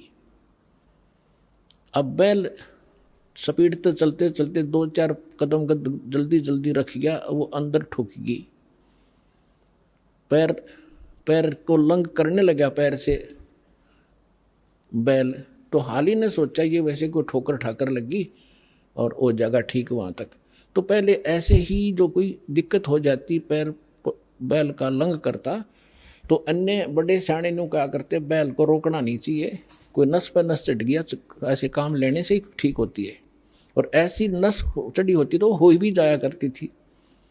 इस कारण से हाली ने सारा दिन उसको टेकन नहीं दिया, उसको काम ही लेता रहा। और शाम ने जब आया, शाम तक पैर सूज गया, उस पर स्वेलिंग आ गई। आते बैल बैठ गया और लंबा पैर पसार गया पिछला, मुंह लावे नहीं कहे कि ना खावे, आंखों से पानी पड़े। तो देखा कि इसके तो सोई ज़्यादा होगी, सुबह उठा नहीं। तो ऐसे पहले वैद्य होया करते डॉक्टरों के पुराने गांवों में। किसी ने बताया देख जाकर कि इसके घुटने पर सोई बा आ गया, बा। अब सोई चढ़ गई ऊपर घुटने ताई, वह कीला गिरी खुरा में, और ट्रीटमेंट हो रहा घुटने का, उसका पट्टी बांधे गरम गरम। एक अब वो बता नहीं सकता बोल के मुझे कहाँ पीड़ा है। और जब अफलातून पाक रहा था, जो सोचा था मेरी ऐसे ठाठ रहेंगे, तो परमात्मा कहते तू जाने मेरी ऐसे नहीं बहेगी, ये तो हरदम लेखा भरना रे। तो 1 महीने 20 दिन के बाद वो पैर पक्या, वह कील वाला स्थान तो नीचे खुरों में था। अब खुरों में भी हाथ उठ मार के देख लिया, उसमें कुछ ऐसी विशेष चीज उसमें दिखी नहीं ना। वह बाहर वो तो अंदर घुस चुकी थी सारी, पत्थर कंकर लाग के। 1 महीने के 20 दिन के बाद वो पक के उसमें रेसा निकलने लगा। जब देखा घर वालों नृत्य रहेगी तो भाई यहाँ समस्या है। फिर कोई बुलाया ऐसे ही, वो चमटी सी ले रहा था नकचुंडी, उसने उसको करेल को कील निकाली बार, वो तरेगी इतनी लंबी। तब वो बैल पुनः ठीक हुआ। तो पुण्यात्माओं उस दिन के बाद दास का ऐसा झटका लग गया। वो बात फिर बाद याद आने लगी जब मालिक की वाणी पढ़ने लगे, रोंगटे खड़े हो जाते हैं। अब वो ये नहीं बता पा रहा, इस जुबान से जीभ का प्रयोग नहीं कर पा रहा मुझे कहाँ दर्द है और कितनी झेली उसने उस संकट को। तो यहाँ परमात्मा कहते हैं सुखदेव ने 84 भुगती बना पजावे खरगो, तेरी क्या बुनियाद पुरानी तू पेंडा पंथ पकड़वो हो। ये सूक्ष्म वेद है, इसकी एक एक पंक्ति का एक न्यारा न्यारा अलग अलग अर्थ बनता है। अब क्या बताते हैं कि सुखदेव एक ऋषि हुए हैं, महर्षि। उन्होंने भी 84 लाख योनियों का कष्ट भोगना पड़ा। और बना पजावे खरवो, वो कुम्हार के पुजावे पर गधे की योनि उसने भी भोगी। एक समय सुखदेव जी जब उसकी दिव्य दृष्टि काम करने लगी, पीछे आगे का उसको पता लगा, तब वो खुद बता रहे थे कि एक बार में बड़ी साधनाएं की, स्वर्ग भी गया, राजा भी बना, और फिर एक समय में गधे की योनि भोग रहा था। अंधा हो गया, डंडी ने छोड़ दिया, कुमार ने 2 डंडे मारे और कर दिया चलता। मैं चलता चलता एक पगडंडी पर जाता जाता जंगल में पहुंच गया। वहाँ एक नाला था, इक्का दुक्का व्यक्ति वहाँ से आता जाता था। उस नाले के निकट जाकर मैंने सोचा जंप लगा ले, उसका माँ फंस गया, आगे मुँह टिक गया, गर्दन और पीछे से कमर फंस गई, उसमें फट हो गया, पुड़ी बन गया और पैर लटके नीचे। अब वहाँ किसी ने मुझे निकाला नहीं, क्योंकि सारा दिन में एक आध व्यक्ति जा उस रास्ते से, मेरी पुड़ी बना ली। 1 हफ्ता 10 दिन में भुगत का मेरा भूखा और प्यासा।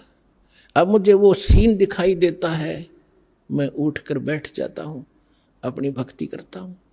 तो यहाँ परमात्मा कहते हैं सुखदेव ने 84 भक्ति, वो साधना करते करते सुखदेव जैसे ऋषि जो साधना तुम कर रहे थे जिन भगवानों की, उन पूजाओं को करते करते सुखदेव जैसे महर्षि भी 84 लाख योनियों में कष्ट उठा रहे हैं। और आपकी क्या अवकात है, तेरी क्या बुनियाद पुरानी। ये छोटी मोटी मंदिर में घंटी मार के और जय गणेश देवा करके तू पार हो जाएगा, या इस संकट से पार हो जाएगा। तो पेंडा पंथ पकड़, वो पेंडा यानी मार्ग, पैडा वे ऑफ वर्शिप, पूजा का वो मार्ग, वो रास्ता ग्रहण कर। कौन सा?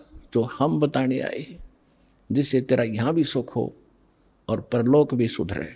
तो पुण्यात्माओं प्रसंग चला था कि हम परमात्मा से डर कर रहें और उस परमात्मा पर विश्वास करें। और उसने हमें ये सिखाना चाहते हैं कि तुम भगवान पर विश्वासी बनो। अभी आपने परमात्मा के भोग के समय परमात्मा की वाणी सुनी थी, मोकू का ढूंढे रे बंदे मैं तो तेरे पास में।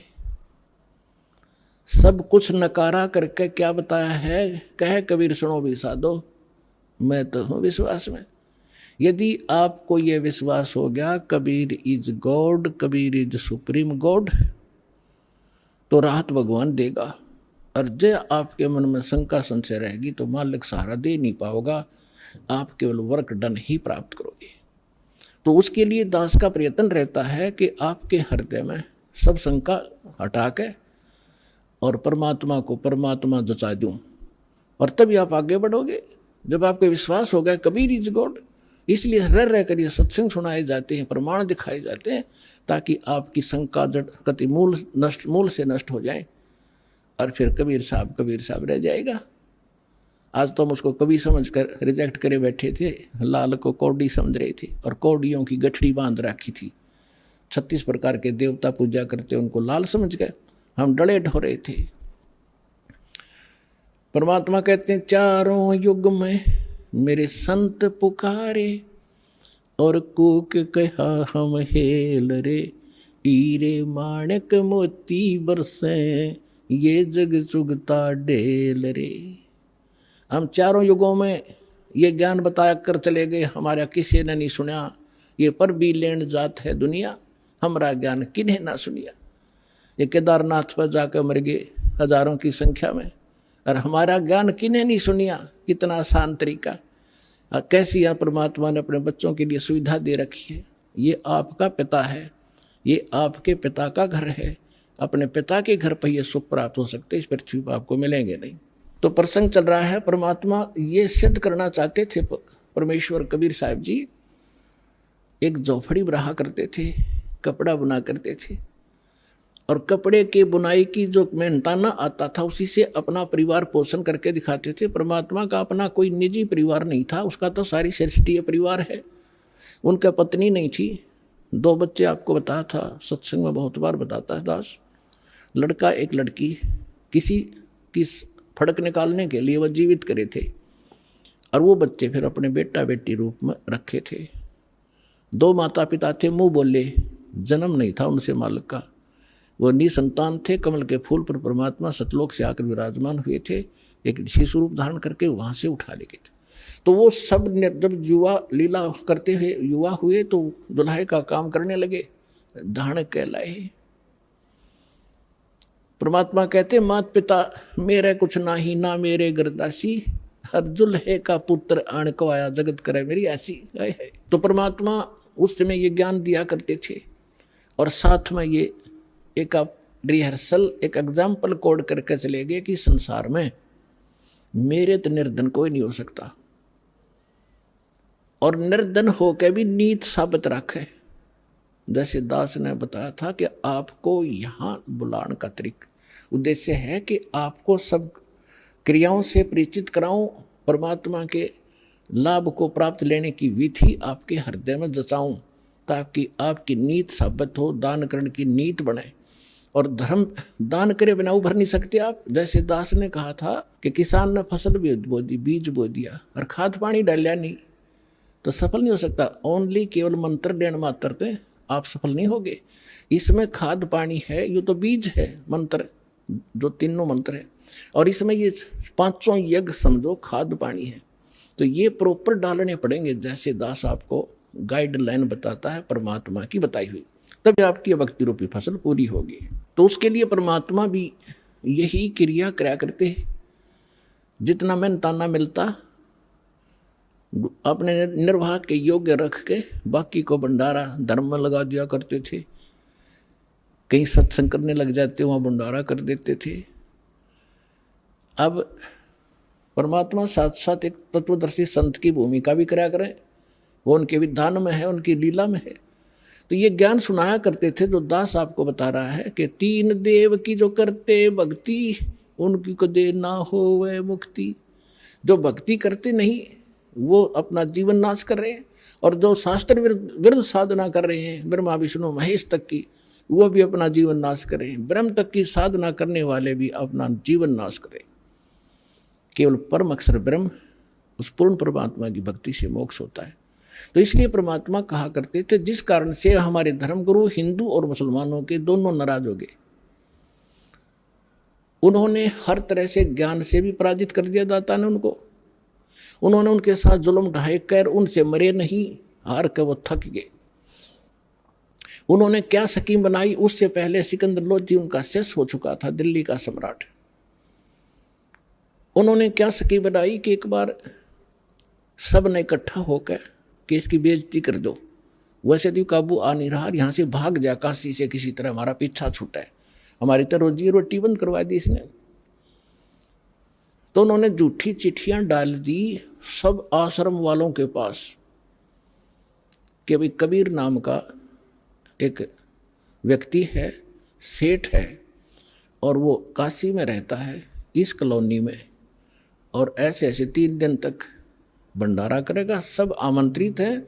और साथ में एक और लिख दिया कि 1 असरफी यानी 10 ग्राम सोना, और साथ में एक दोहर यानी बहुत बढ़िया कंबल टाइप होता था पहले, दौर बोले आते उससे, वो प्रत्येक खाने के बाद दक्षिणा में दी जाएगी। तो ये साधु संत बेचारे इसे पेट भर होया करते, इन सब चेले श्रृंगार लिए, चलो लुल्ला लंगड़ा था बिठा लिया गया आश्रम में, जो बैठा था अंधा काना कि सारे चलो, प्रत्येक खाने के बाद 1 असरफी मिल लेगी, 1 दौर मिल लेगी, और वह अपने जो उनका हेड मुखिया उसके पास जमा होती, फिर वो चीज से उसको देते और बढ़िया भोजन मिलेगा। तो कहते हैं 18 लाख आदमी आगे, ये साधु संत फकीर सारे गिरी पुरी सब मंडलेश्वर। अब सुबह सुबह रविदास जी और कबीर साहब तकरीबन इकट्ठे रहते थे सारा दिन लगभग। तो सुबह सुबह रविदास जी घर से उठे, देखा बाहर मेला भर रहा, भाई पूछा कहाँ से आए हो तुम, कौन हो, क्या फंक्शन है आज तुम्हारा इकट्ठा होने का।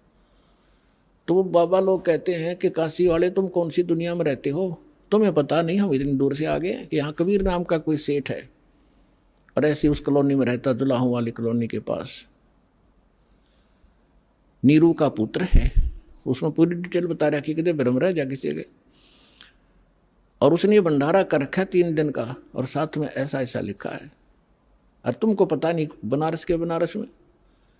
अब रविदास जी तो समझ गया कि ये किसी ढीठ आदमी की बकवाद है, और आज तो नाश पीट दिया इसने, दुनिया आ गई निरी। रविदास जी पहुंचे परमात्मा वाली झोपड़ी में और कहने लगे महाराज जी आज तो नाश हो गया, काशी छूटेगी। क्या हुआ बताते हैं कि किसी ने झूठी चिट्ठी लिख रखी आपके नाम तय, और न्यू लिख रखा है 18 लाख आदमी आगे हैं, और न्यू लिख रखा है कि 1 असरफी देगा, प्रत्येक खाने के बाद 1 दौर दक्षिणा मिलेगी। इस लालच में गिनती नहीं होती, इतने आ रहे हैं। परमात्मा बोले रविदास एक कुंडी लाले भीतर थे और बैठ जा, आप वहाँ जावा को नहीं, आप चले जाएंगे टक्कर मार के। रविदास जी बैठ के ने बोला भक्ति करे, आपत्ति में भगवान याद करना चाहिए, मैं भी माला जपू, तो भी बैठ जाए, आप भी बैठो। अब परमात्मा वहाँ बैठे, रविदास जी ने देखे ये माला जपे हैं, और परमात्मा पहुँचे सतलोक में, वहाँ से फोन कर दिया कि मारे हूँ, तैयार करो फटाफट। सतलोक से उन्हीं आत्माओं से 9 लाख तो बैल बनाए, और उनके ऊपर बना बना भोजन, जलेबी कचौड़ी पकौड़ी हलवे पूरी, वहाँ तो सदा नौका नूर है बना बनाया, और लाद के 1 सेकंड में पहुँच गए वहाँ। गंगा के परले पास से खड़े हो गया आके, दुख खुदड़ो तुम बोल, और फिर गंगा से आगे आना था। वह गंगा इतनी फुल स्विम पर चल रही थी, एकदम पानी 1.5 फुट हो गया।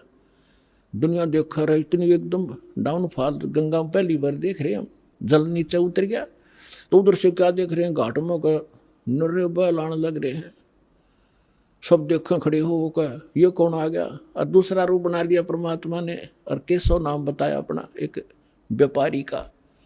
पहले बंजारे होते थे, बंजारे बिजनेस किया करते थे बैलों के ऊपर, जैसे गधों पर बोरे होते ऐसे बैलों पर लादा करते थे, यही ट्रांसपोर्टेशन का साधन था। आजकल तो ट्रकों से होती है, फिर बैलगाड़ियों से शुरू हो गई थी, लेकिन पहले बैलों के ऊपर, जंगलों में रास्ते थे नहीं, जंगलों में से निकाल ले जाते, आगे पीछे बैल लगा के जैसे ऊँट बांध लिया करें। तो उस समय ऐसे बंजारे लोग बिजनेस किया करते थे, किसी मंडी से गुड़ ले आते, उसको वहाँ बेचते जहाँ गुड़ नहीं होता था, तो उनको बंजारा बोलते थे। तो केशव नाम बताया और आके उड़ तान दिए तंबू सारे। उनमें कहते गरीबदास जी ने लिखा है कि वहां लड्डू और जलेबियों की नौके पूरा ढेर का ढेर पड़ा, पाड़ की पाड़, पाड़ का ऊंचा ढेर न बहुत ऊंचा। अब 18 लाख आदमी का भोजन और कोई पतीला मतावे को नहीं। तंबू बिछा कर बढ़िया कपड़े नीचे और सुंदर तंबू टेंट सुंदर ऐसे चमकीले, धूल भी ना लग गया उनके, कर दिया भंडारा शुरू। उधर से सिकंदर लोधी के पास भी चिट्ठी भेज दी अगी उसने भगवान मान्य था, आ जाएगा देख लेगा, यू भाग्य पाओगा यहाँ से। सिकंदर लोधी शेख तकी के साथ वहां आ गया। वहां देखा तो जय जयकार हो रही, भंडारा शुरू हो गया।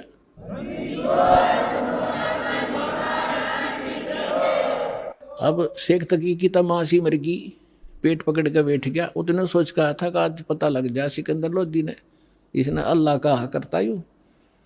और जब देखा कि ये भंडारा कौन कर रहा, पूछा किसी ने, किसी से पूछा तो पता लगा कि यहाँ केशव नाम का व्यक्ति बैठा है। न्यू कहे मैं उसका पगड़ी बदल यार हूँ, गरीब कबीर का मैं कबीर जी का पगड़ी बदल मित्र हूँ। और ये राजा ने जो पूछा कि आप कौन हो, कि केशव नाम है मेरा, आप क्या लगते हो गरीब, उसके कबीर साहब आपका क्या लगते हैं, कि मेरा मित्र है वो, पगड़ी बदल यार हूँ मैं उसका। मेरे पास भी एक चिट्ठी गई थी उनकी कि कुछ छोटा सा भंडारा करना है, कुछ सामान लेते आइएगा मित्र। अब वो शेख तकी ने कह रहा इसने छोटा भंडारा कहेंगे, यह तो बेगन है वह। फिर तो वहीं बैठ गया। फिर सिकंदर लोधी ने तो दर्शन करने थे अपने परम पिता के, तो उससे पूछा कि भगवान कहाँ है, कबीर साहब कहाँ है। केशव से पूछा। केशव ने कहा उनका दास जो बैठा है उनको क्या आवश्यकता आने की, मौज है, आएंगे जब आ जाएंगे, मर्जी के मालिक है वो। तो सिकंदर लोधी ने सोचा भाई इतनी दूर आया हूं पहले दर्शन करूं। उनकी झोंपड़ी पता करके वहां पहुंचे, साथ में अंगरक्षक हाथी पर बैठ कर गए। तो जाके नीचे उतर के सिकंदर लोधी ने दरवाजा खटखटाया। रविदास जी कहने लगे महाराज जी तो आगे दिखे। वो आगे दिखे, वहां से चलकर ढूंढ ली झोंपड़ी अपनी। कबीर साहब बोले बोल मत, पीटन दे कवाड़े ने। तब सिकंदर लोधी ने कहा कि हे भगवान, हे अल्लाह के रूप, दरवाजा खोलो। परमात्मा बोले, वो तो जाने जानते पता था। फिर उन्होंने कहा कि मैं, परमात्मा ने बोला कौन है भाई तू, कि मैं आपका दास हूँ, सिकंदर दिल्ली से आया हूँ, एक बार दरवाजा खोलो परवरदिगार। परमात्मा बोले नहीं राजन, मैं तो बस इंतजार कर रहा हूँ कि कब दिन सूर्य अस्त हो, अपने परिवार ने लेकर भागूंगा यहाँ से, ये मुझे जीने नहीं दे रहे। अब सिकंदर लोधी ने कहा कि हे परमात्मा, यदि मैं आपसे परिचित ना होता तो आप मुझे भी आज बहका देते। मैं अब आपकी बहकाई में नहीं आ सकता, मैं आपको पहचान चुका हूँ, आप अल्लाह अकबर हैं। दास को दर्शन दे दो, बस एक बार दरवाजा खोल। तब परमात्मा ने कहा रविदास जी खोल दे खिड़की। दरवाजा खोल दिया। सिकंदर लोधी ने दंडवत प्रणाम किया दिल्ली के सम्राट और कहा परवरदिगार आपने कैसे रंग लगा रखे हैं, आपकी जय जयकार हो रही है, ऐसा भोजन सब खा रहे हैं, कैसा भंडारा कदे देखा ना सुना। और आपका मित्र वहां पर, आपका मित्र जिसके पास आपने पत्र भेजा था वो बैठे वहां पर, केशव नाम है उसका। परमात्मा तो वो तो खुद वहां भी बैठे, दो उठौड़ है, एक तू भया एक से दो। तो कहने लगे भगवान, सिकंदर लोधी ने कहा भगवान एक बार दर्शन दो, आपके दर्शनाभिलाषी वहां भक्त श्रद्धालु बैठे हैं, खाना भी खा रहे हैं और ये पूछ रहे हैं वो कबीर कौन है जो इतना गजब का भोजन आहार आज तक देखा ना सुना, और ऐसा समर्थ वो कौन है, एक 10-10 ग्राम सोना भी दे रहा है और एक कंबल भी दे रहा है प्रत्येक खाने के बाद। तो नकलिया ने अच्छा खाया होगा खाना एक दिन में, वो लेने के मारे दक्षिणा। तो उसके घर में के भंडार में कोई कमी है, उस दाता की सारी सृष्टि का पालनहार, असंख्य ब्रह्मांडों का पालनहार, तीनों लोकों में प्रवेश करके जो सबका धारण पोषण करता है, ये वो परमात्मा है। तो पुण्यात्मा हम उसके बच्चे हैं और वो भी उसके बच्चे थे जो साधु संत बने फिरे थे। परमात्मा के लिए भटक रहे थे, गलत साधना कर रहे थे, फिर भी बच्चे तो उसी के हैं। मैं रोवत हूँ सृष्टि को या सृष्टि रोवे मोहे, और गरीबदास इस वियोग को समझ नहीं सकता कोई। तो उनको भोजन खिलाना था सतलोक का लाके, बहाना उन दुष्टों ने बनाना था, उनकी फड़क निकालनी थी, अपनी सामर्थ्य को, अपनी समर्थता दिखानी थी। आज दास के गुण गाता, जो पहले आकर भगवान वाले काम ना करके जाते तो दाता। तो सिकंदर लोधी ने कहा कि एक बार आपके दर्शन करना चाहते हैं सभी के सभी। तो परमात्मा जब कुटिया से बाहर निकले, जैसा सतलोक में उनके सिर पे मुकुट है, ऐसा मुकुट आकाश से आया और ऐसे सिर पे रखा गया। आकाश से फूल बरसने लगे।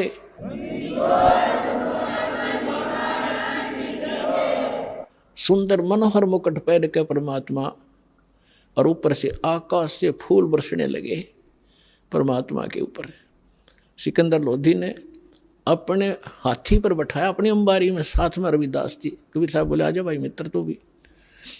वो और रविदास जी चंवर कर रहे थे पहले।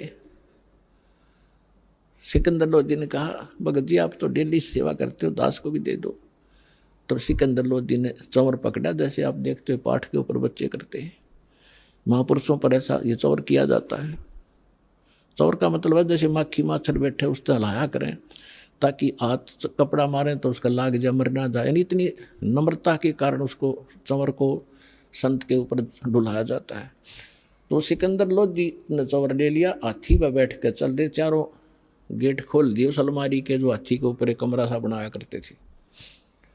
तो सारे देखें जो खाना खा रहे थे, कौन है कबीर, कौन सा है, कि वो बैठा जिस पर सिकंदर लोधी चौर करे, दिल्ली का राजा। काशी की बात है ये, कि यू है वो कबीर, ये है वो कबीर, सेठ कबीर। वो सेठ दिखा जो सुंदर मन और पैर रहे ऊपर, सेठ तो वो है ही, कंगाल तो सारा संसार है उसके सामने। तो जब वहां जाकर उतर के हाथी परते, सारे मेले में घूम कर जय जयकार हो रही, जय हो कबीर की, जय हो कबीर जी की।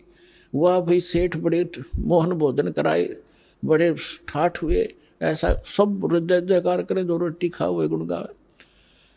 फिर वहां से एक उस केशव बैठा था जिस टेंट में, वहां से एक सेवादार गया और करबद्ध होकर कहा कि महाराज आपको आपका मित्र याद कर रहा है केशव।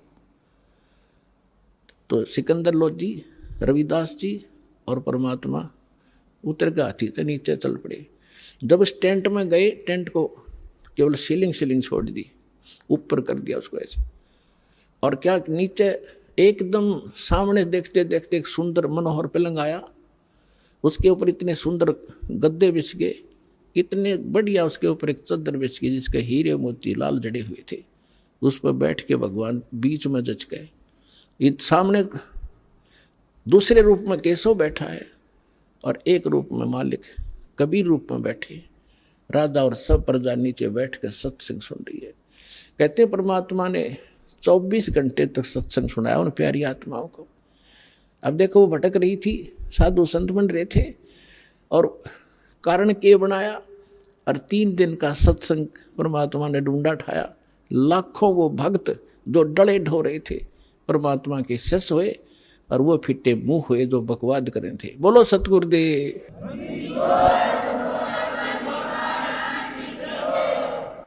ये बहुत लंबी वार्ता है, कभी फिर समय आने पर।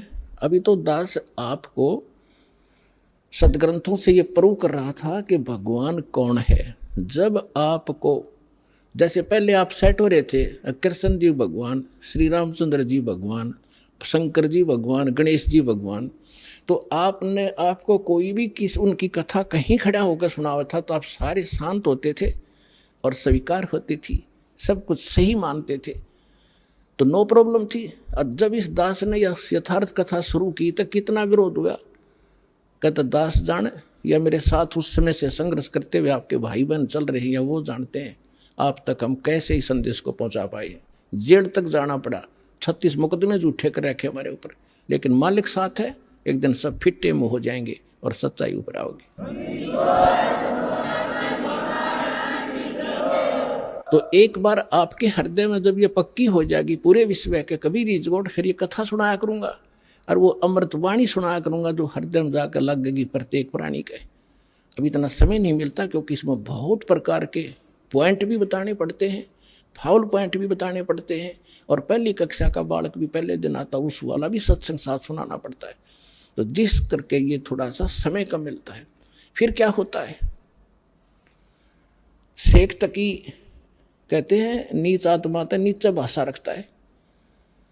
अब कई बार क्या कहते हैं, जो घना निकम्मा आदमी होता है वो किसी की बड़ाई नहीं कर सकता, नीच व्यक्ति बुराई तो कर सकता है। एक तो होता है यज्ञ जोनार, यज्ञ करते हैं जो बड़ी खुशी में, किसी का लड़का हो गया घने वर्षों के बाद, उसके कहते हैं यज्ञ करी उसने जग, और भाई दिल खोल का पैसा लाया उसके दादा ने, इतना घी और जलेबी और लड्डू सारे, उसको कहते हैं खुशी में की हुई जग जोनार। और एक होता महोत्सा, महोत्सा वो होता है जैसे किसी ने बता दिया कि तुम्हारे पिता का मर गया, दादा या पिता, उसका तुम ऐसा करना पड़ेगा, इतने कपड़े और इतने पंडित जमाने पड़ेंगे, तो उसमें वो दुखी से होकर फॉर्मेलिटी से करा करें। 10 ब्राह्मण जमाने हैं, 10 के अंगोछे से टूटे फूटे से लिया करें, कति बिल्कुल सस्ते से, उनके उतने जूते और कपड़े वो फॉर्मेलिटी करते हैं, उसको कहा करें महोत्सा, जो कति दिल तोड़ के काम करा जा। तो यहाँ शेख तकी क्या कहता है कि इसे भंडारे हम 100 कर दें, इसने क्या नाराय कर दिया।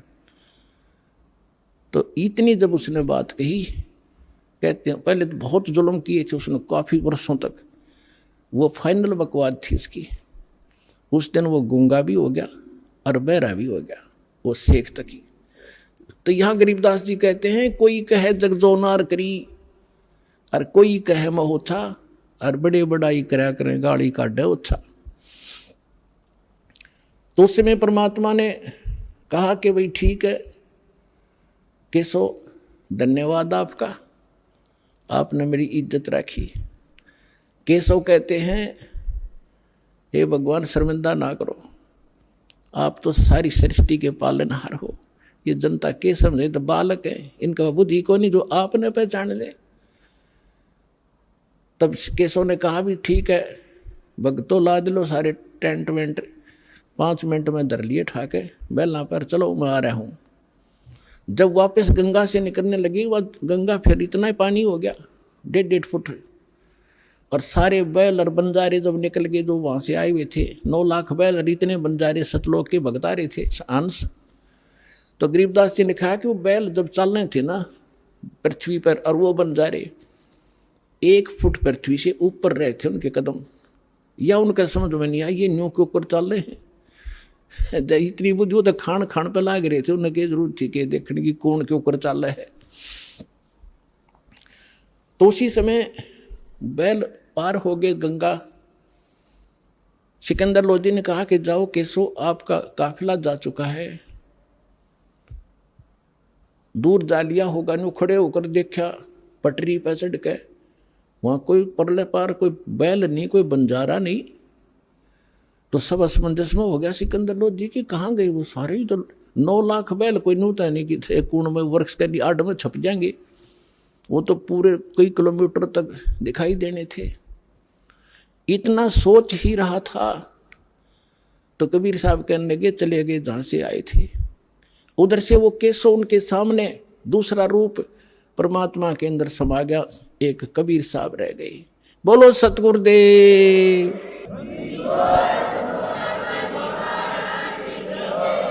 तो परमात्मा कहते हैं कल्पे कारण कौन है, कर सेवा नी काम, और मन इच्छा फल दूंगा जो पड़े मेरे ते काम, पड़े धनी से काम। परमात्मा कहते हैं